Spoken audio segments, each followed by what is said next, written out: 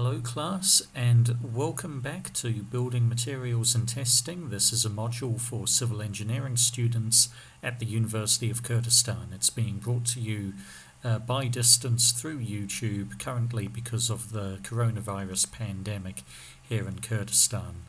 Now, last week we went through aggregates and we talked about key aggregates and also key properties of aggregates that are used in the civil engineering industry. This week we're going to be talking about cements. Now, cements, what are they? Well, we're going to be learning about what is a cement. Remember, a cement is not concrete.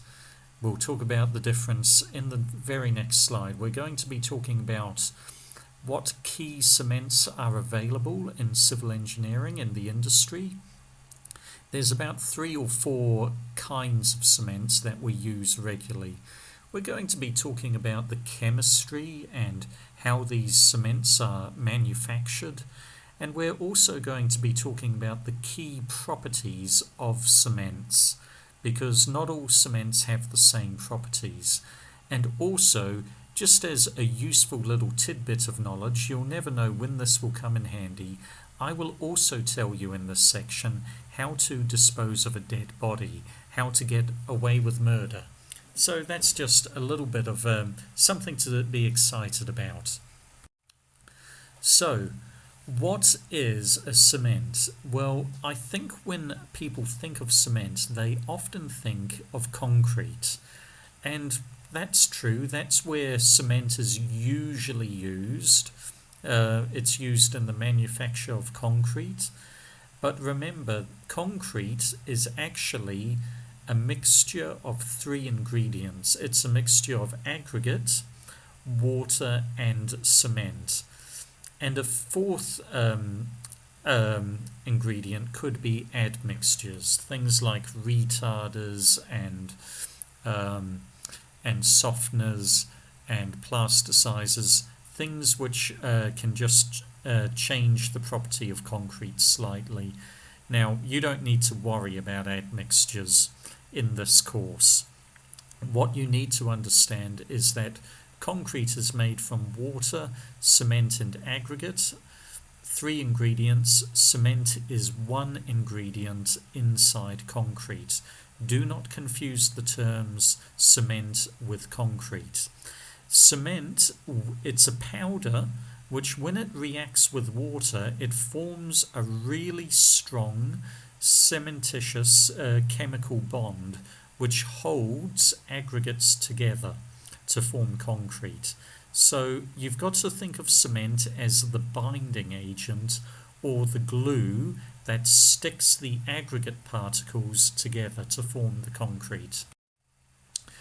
So cement, we're going to be looking at a few different kinds of cement in the next few slides, but they can be separated into 2 main categories.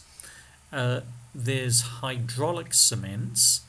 These are cements that react with water and they form a new chemical compound, a new molecule when it combines with water, and then that will dry and become solid. A non-hydraulic cement is a cement where it does not react with water. Water is still needed. You need it to mix the cement and to mix it with the aggregate to make your concrete. But when it dries, the water evaporates. That's a non-hydraulic cement. And I will show you how this looks in chemical equations in the next few slides. So we're going to talk about a few different kinds of cement here. Portland cement. This is a cement which is by far the most common cement, and it's nearly all concretes now will have some kind of Portland cement in it. You may have heard that term before. We're also going to be looking at lime. Lime is calcium carbonate or calcium oxide, And this cement is the cement which is found naturally in limestone. The word lime, it doesn't mean it's lemon, it's from limestone, meaning that it has a lot of calcium in it, and it's made up of calcium oxide. And it's one of the oldest cements used in history. It's been used for thousands of years. We're also going to look at gypsum, which is another non-hydraulic cement. And we're going to look at some of the properties of gypsum. What you need to know about gypsum is that it's often used in grouts. It's also used in plastering. So when you have a house, and before you paint the house, you paint the walls inside, you plaster the walls, and the walls will look white in colour. You're placing this plaster, this white plaster, all over the walls. That's gypsum. It's a very white coloured cement. Now, gypsum and lime are non-hydraulic. That means when you mix it with water, it makes a thick paste, but when it dries, all of the water evaporates. Portland cement is hydraulic, meaning that the water will actually form a new molecule with the cement molecule, and that will dry. The bulk of the water does not evaporate. Now, with Portland pozzolan, Portland blast furnace slag cement, and Portland fly ash cement, you're basically getting Portland cement and you're mixing it with another kind of cement. So pozzolan, slag, fly ash, we'll learn about what these are. But what these are latent hydraulic cements. What do I mean by a latent hydraulic cement? We talked about the main groups of cements being hydraulic and non-hydraulic. Well, a latent hydraulic is a cement that will need to first react with something else before it reacts with water, and then it dries and the water is part of the new chemical compound. So in the case of Portland pozzolan, the pozzolan, and we'll learn about what that is, it's actually just ash from a volcano. The pozzolan is not a cement in and of its own. But what happens is if you mix Portland and pozzolan together, it forms a new chemical molecule. And that molecule in turn reacts with water. And that dries, and it's a new it makes a very strong concrete. It's incredibly strong, in fact. And the same goes with blast furnace slag and fly ash. We'll learn about those in time. Those are not cements in and of their own. They first need to react with Portland, and then they will react with water. It's a two-step reaction. So, first off, I want to talk to you about lime. And as I said, lime is not lime as in the citrus fruit, the cousin of the lemon. It's actually from limestone. Now, this was one of the first cements that was discovered. If you remember back when we did the historical overview of building materials and testing, you will remember that lime was used by the ancient Romans. And how they discovered it was by looking at nature. And they realized that in places where there was a lot of sedimentary rock, places like canyons and gullies, places like Gully Ali Beg, if they looked at the rock, they found that there were lots of small river pebbles that were bound together with this cement, which is in fact lime from limestone. It's limestone. And so they were seeing a natural kind of concrete forming in the world. And this is very common in Kurdistan. That picture in the bottom right hand corner, that's actually from Gali Ali Beg. I took that photo a year ago. They also noticed that in places where there were caves that were made out of limestone, the lime from the limestone would slowly melt in a way, very slowly over time, but it was a very slow moving liquid. And it would form all of these incredible stalactites and stalagmites. So stalactites are those things that hang from the roof of a cave.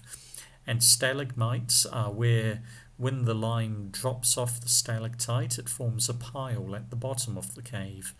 So this is a very famous cave in New Zealand called the Waitomo Cave. So that's where lime comes from, and it was first discovered, well, it was discovered, I think, actually by Sumerians or Assyrians here in Kurdistan, but it was really the Romans who made it very popular. So as I was saying, yeah, it was the Egyptians and the Sumerians around 4,000 years ago who first started using lime as a cement, but it was really the Romans who really popularized the use of lime as a cement in making concrete in around 200 BC to 100 AD, so around 300 years either side of the birth of Jesus Christ. So in that time, the Roman Empire grew from being a very small place in South Italy to being an empire that had most of Europe, the Levant or Asham, and also North Africa. And huge parts of civil engineering infrastructure were built in that time and are in fact still standing. So the Roman road network, many grand buildings, and also those really fancy aqueducts, pictures of which I shared with you in the historical overview lecture. The Romans built those using lime as the cement in the concrete. Now, in that time, Vitruvius, who's pictured on the right here, he was one of the key principal civil engineers in the Roman Empire. And he was one of the people who popularized the use of lime as a concrete, or as a cement to be used in the concrete. So this is something that he wrote. When the lime, is slaked, that means it's crushed into a small powder, let it be mingled with the sand in such a way that if it is pit sand, 3 of sand and 1 of lime is poured in. But if the same is from the river or sea, 2 of sand and 1 of lime is thrown together. In this way there will be the right proportion of the mixture and blending.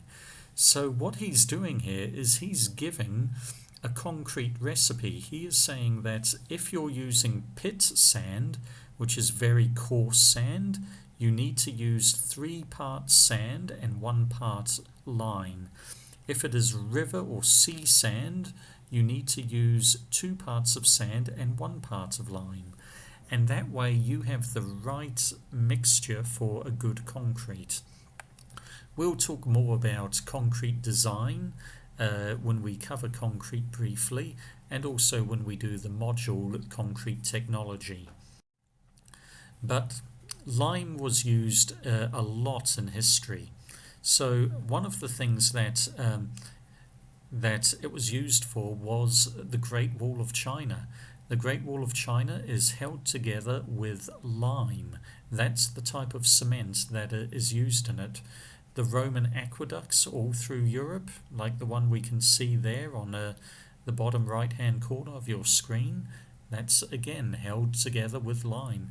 And it was still probably the most popular cement for using in concrete until about the 19th century. So the Philadelphia Town Hall, for example, that was built in 1734, At the time, it was the tallest building in all of America. So Philadelphia was the first capital city of America. My wife and I actually got our marriage license in that building. It's still there today. Today it's surrounded by skyscrapers much taller. But when this was built, it was the tallest building in America, and it was also the tallest building in the world other than the pyramids in Egypt. And it's all built with lime. So that you can see that lime has been a very crucial cement throughout history. Until very recently, it was the cement to use. So what is lime? Well, lime is basically this chemically. It's calcium oxide. It is that CaO. Now, when you've got it as a cement, you can mix it in a concrete mix with aggregates, but you also add water. Now, it will react with the water and form calcium hydroxide, CaOH2. And there will be an oxygen molecule that comes off. Now, for those of you who know anything about chemistry, you know that that oxygen molecule, that O2, that's going to be really hot, because this is what we would call an exothermic reaction. It lets off heat. Now, the other thing to keep in mind is that the calcium hydroxide is a much bigger molecule than the calcium oxide. And so when you mix it with water, it actually gets bigger in bulk. And so you've got to remember that when you're mixing lime in a concrete mixer, one of those barrels that spin that you saw in the lab, because if you do not allow enough freeboard, it will overflow. And yeah, remember that that oxygen molecule, that is very hot. And when we have a reaction in concrete, when we're mixing cement and it lets off heat in the reaction, because nearly all cements are exothermic reactions, we call that heat of hydration. It's a hydration reaction because basically we're adding water, and the heat of hydration is the heat that comes off from the reaction. And so remember, that oxygen atom is very hot. And so it's so hot, in fact, that when you're mixing lime, you can burn your hands. And that's why it's very important to wear gloves. Now, that reaction at the top is basically all we have. We've got the dry lime, the calcium oxide, and we're making it into a wet paste called calcium hydroxide. Then when it dries, basically it slowly reacts with carbon dioxide, which is in the air, it's in the atmosphere, and it forms calcium carbonate. Now, what's calcium carbonate? Well, you should know that calcium carbonate is actually limestone. That is the principal mineral inside limestone. If you're not sure on that, you need to listen a bit more carefully in Mr. Verijan's classes. Now, what happens to the water? Well, that forms water vapor. That just evaporates and it leaves the concrete.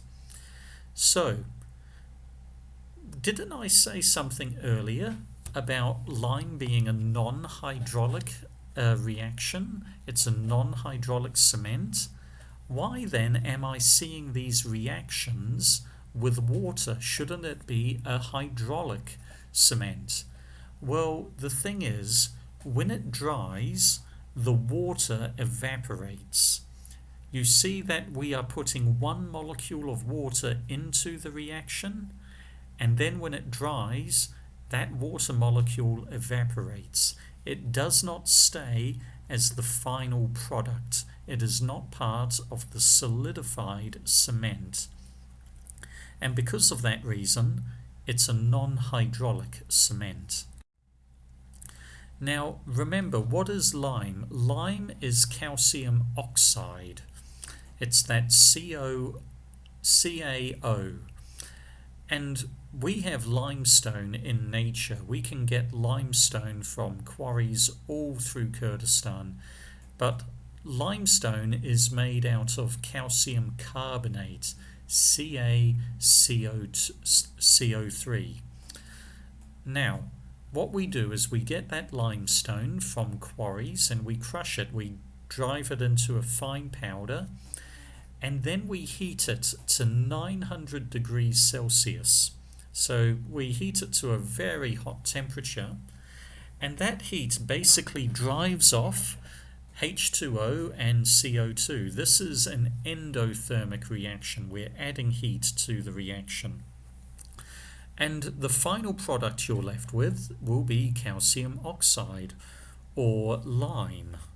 Lime is just the popular term for calcium oxide, and that is what you use as the cement. That is what goes in the cement bags, and that is what you would then use to make your concrete. And you can see that in the equations we showed you before. So this is your bag of lime, and so this contains calcium oxide. Now, what are some of the properties of lime?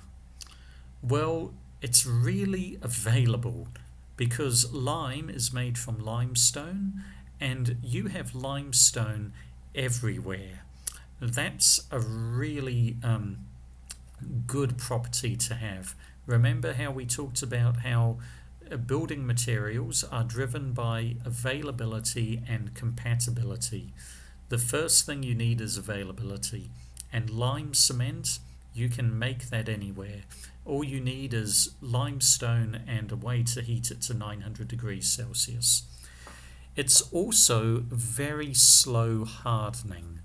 What do I mean by that? Well, when you make it into a paste, and then it is reacting with the carbon dioxide from the atmosphere, and it's slowly going solid, that's part of the hardening process. But even after it goes solid, that reaction where the calcium hydroxide reacts with CO2, that will go on for many days, even weeks and months after it has gone solid. And that's why concrete actually gets stronger with age. We'll talk more about that later. But what you need to understand is that the reaction that takes place is very slow. Now, that's typical of a lot of non-hydraulic reactions, just so you know. There's also a very high heat of hydration. What do I mean by a high heat of hydration? It means that it's an exothermic reaction when you mix it with water, and there will be a lot of heat which is released. So sometimes when you see someone making a concrete using lime cement, you will notice steam rising from it. That's because it's very hot, and you've got to be careful. It can be dangerous. Now, lime cement, it's got reasonable strength to it, but it's not as strong as Portland cement, and that's the main reason why in the last 200 years we use Portland cement more than lime, because we're building dams and bridges for motorways and skyscrapers, and we have a much higher requirement for the strength of the concrete than people in antiquity needed.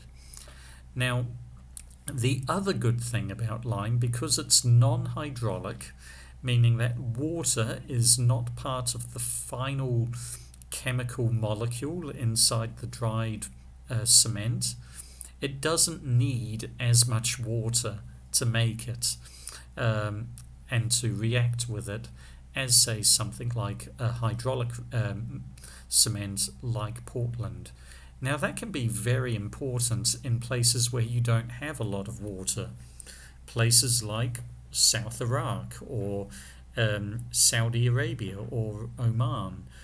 It's actually really bad for the environment when you're building lots of things out of concrete and you're having to use a lot of water. That can be a real problem for countries, especially poor countries where they don't have water. So, those are some of the properties of lime cement.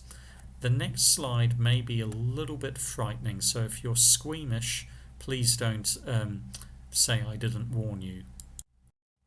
So this is a picture of a very misfortunate accident that occurred at a school in France. This was not a civil engineering class. They didn't have a good understanding of what they were doing. It was actually an art class where they were trying to make something out of concrete, and they didn't realize that lime, which was the cement they were using, has a very high heat of hydration. And unfortunately, this young girl who was making something out of the concrete plaster that she had made, she got her hands started to burn. They lost feeling, and anyway, the burn got so bad that she ended up losing 8 fingers. And so when we start making concrete, and especially if we're using lime, which has a very high heat of hydration, you must wear gloves, guys. That is so important because it can do awful injuries. And it's very slow burning, so you may not even realize your fingers are burning. But this is an example of the need to follow good health and safety protocols. And when we do eventually get back to the university and we can do labs, it's very important that you listen to me and Mr. Howaker, the lab instructor, the lab tutor, so that we can keep you safe. But remember, this happens with lime because lime has a very high heat of hydration. There's a lot of heat that comes off it while it's reacting with water. Now here's a scenario. Aween is tired of all the homework, so she decides she's going to kill me. She kills Mr. Allen, and she's going to bury him in the university garden. So she digs a big hole, and she puts me in the hole, and before she fills the hole, she sprinkles the body with lime. So she has a lime bag and she spills lime over it. Now, I don't know if you've ever seen this in the gangster movies, in the movies like The Godfather or Scarface. I think it also actually happens in the TV series Breaking Bad. Often when people are burying a dead body, that someone they've murdered, they will put lime on the body before they fill in the hole. Why do they do that? Well, it's so that no one can find the evidence. It destroys the evidence. That lime will react with water in the body. Remember, your body is about 70% water, and it's slowly going to burn your body up. So eventually, when someone digs you up, they're not going to find a body. They're just going to find lime dust. That's all that's going to, limestone dust. And so that will keep you from having to face the consequences of your actions. That is how Aween is able to get away with murder.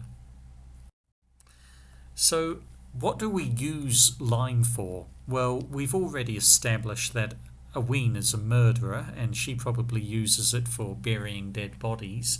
But for the rest of us who are going to try and make an honest living in civil engineering, one of the key places we use lime now is as a brick mortar. Mortar is basically that really thick, pasty concrete, which is basically a mixture of lime cement, sand, and a tiny bit of water, and it's used to stick bricks together, masonry blocks together, similar to what you can see in the right-hand picture. Now, why do we use lime for this? Well, because it's a non-hydraulic cement, the chemical reactions are very slow. It does not set quickly, mean it goes solid. It goes solid very slowly, and so this is a good thing. It's got a slow hardening speed, so that means you have enough time to place the mortar for brickwork. Think about that man building the brick wall. He's going to have a bucket of brick mortar next to him. Now, how long is it going to take him to build that brick wall? It's probably going to take him many hours. It's probably going to take several hours of work. Now, he doesn't want that brick mortar that's in the bucket to go solid in that time. He needs it to be soft and workable so he can place the bricks. If he used a different kind of cement, like Portland cement, which is hydraulic, it would go hard and solid very quickly in a matter of a few minutes. But the lime stays soft and pasty to give him enough time to place the bricks.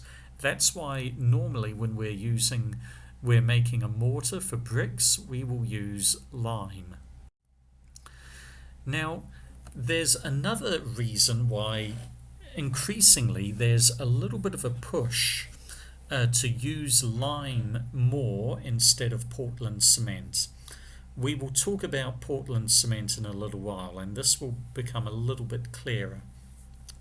But remember, the reason why a lot of people are keen that civil engineers design buildings and infrastructure using lime cement in the concrete rather than some of these other cements is because it is seen as being environmentally friendly. Now, you'll be quite amazed at how much greenhouse gases are emitted into the atmosphere because of the manufacture of concrete. It's actually very large. It's actually one of the largest contributors to greenhouse gases. Now, lime is friendlier. I won't say it has no impact on the environment, but it's a much smaller impact than, say, Portland cement. Remember what the reaction was. You have the calcium oxide, the lime, reacting with water to form calcium hydroxide. That calcium hydroxide will then react with CO2, and that CO2 comes from the atmosphere, and that in turn forms calcium carbonate, your hardened cement. So it doesn't omit CO2 into the atmosphere with the reaction, it actually takes away CO2. Similar to a tree, it takes CO2 out of the atmosphere. The other good thing about lime is it generally takes less energy to manufacture. Remember what I said, to make lime, you've got to crush up limestone and then you've got to heat it to 900 degrees Celsius. Well, with most other cements such as Portland cement, you will need to heat it up to 1500 degrees Celsius. And so it requires a lot more energy and a lot more electricity. And if you're generating that energy and electricity from unhealthy means and unenvironmental means, like we do here in Kurdistan with diesel generation and gas generation, that's bad for the environment. So lime can help you in that regard. The final thing is, what is the final chemical product that is lime? Well, it's calcium carbonate. It's the same mineral that is limestone. When you're done with the infrastructure, you can take that and you can crush it up and you can reheat it to 900 degrees and you've got lime cement again. it's recyclable. That's massive. You don't need to keep um, you don't necessarily need to keep quarrying and mining limestone from hillsides to get lime cement. You can recycle old concrete. That's something you can't do with most cements. So those are the three reasons why there's a little bit of a push um, in regulation and also from society at large that maybe we need to be using more lime cement in civil engineering than we currently are. But the big downside with lime cement is that it is weaker than Portland cement, which is the main cement we use today. And so that's a very important factor. If we're building a high-rise building, the pillars, the cement concrete pillars, they will need to be much thicker if the concrete uses lime cement as opposed to Portland cement because the cement is weaker. That's the big caveat. So that's lime. I now want to talk to you about another cement which we use even now in civil engineering. It's used on every building project that I've ever been involved in, and I'll talk about where it's used in a moment. But gypsum cement. It's made from gypsum. It's one of the oldest kinds of cements around. It's actually been around probably even longer than lime. It was used in Egypt for the pyramids. So the Great Pyramid in Giza, that's made from cement. All of the bricks are held together with gypsum cement. The Sphinx, that statue of a god in front of the pyramid, that's made from gypsum as well. Well, it was also used here in Iraq in the ziggurat outside of Baghdad in Ur. Those bricks, around 8,000 years old potentially, they are approximately 8,000 years old, sorry. They are made with gypsum cement. So gypsum cement is basically made from gypsum rock, which is the key mineral there is calcium sulfate, CaSO4. And you crush it up and you purify it. You take out all the things which aren't gypsum. And what you do is, it's a very similar reaction to lime. You mix it with water and you create calcium sulfate dihydrate. So you have calcium sulfate reacts with 2 molecules of water, and then you get calcium sulfate, and there are 2 weak bonds formed with water. So they don't form a new molecule, just the 2 water molecules stick with light electrical charges to the calcium sulfate.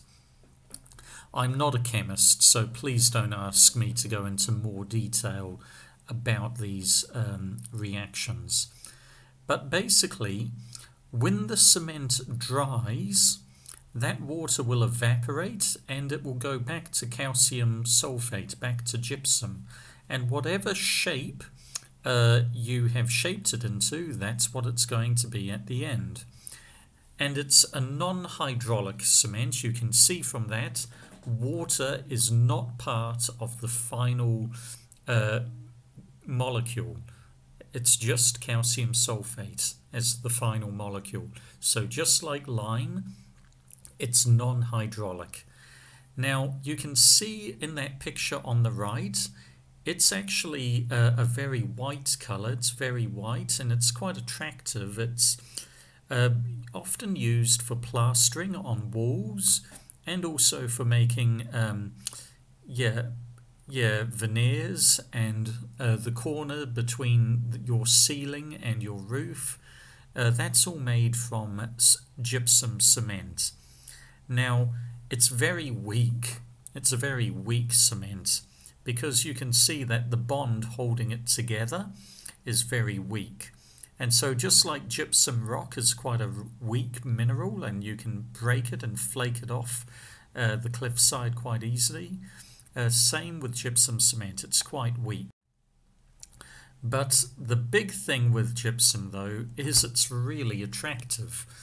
It's very white in colour, and yeah, you can use it for all sorts of decorations inside a building. So the corners of ceilings, veneers, fittings for the lights. You could have fancy ornaments on stairwells. All of these things are made from gypsum cement.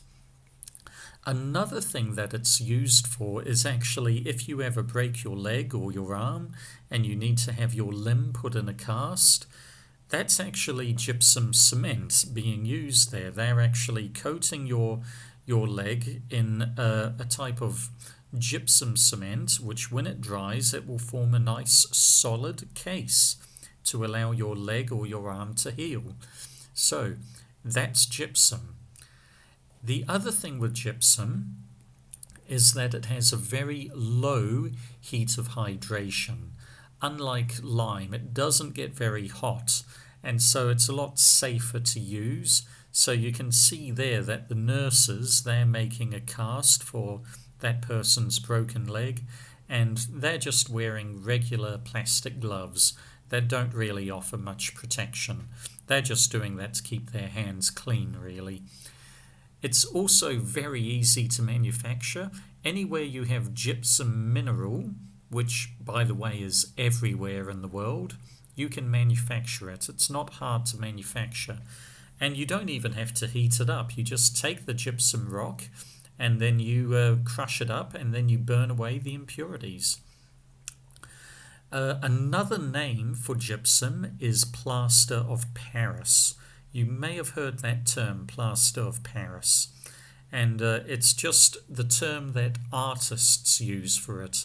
Often artists who are sculptors and things, they will use gypsum cement for making sculptures. But the big downside of gypsum cement is it's very weak. It's not. You couldn't build a structural building or a bridge beam out of it. You couldn't build a dam using this cement. It's quite weak in compressive, flexural, tensile and shear strength. It's very weak. And so really its use is in decorating and in plastering, making walls smooth. That's where it's used mostly in civil engineering. So one of the things to remember with gypsum cement is that think of it that if I was a cement, if Mr. Allen was a cement, he would be gypsum cement, because gypsum cement is white, it's weak, and it's attractive. So how do people view me? Well, I am white. I'm a Westerner. I'm kind of weak. If anyone was to pick a fight with me, I'm bound to be beaten up. But you have to accept that I am kind of good looking. And so, in a way, I am kind of like gypsum cement. So those three properties of gypsum cement, they're kind of like Mr. Allen. Hopefully that is just silly enough that it will help you remember the key properties of gypsum cement. I've got a question for you though now. How did the Sphinx lose its nose? Well, there's a few different ideas about this, but the Sphinx has had its nose missing for quite a number of years.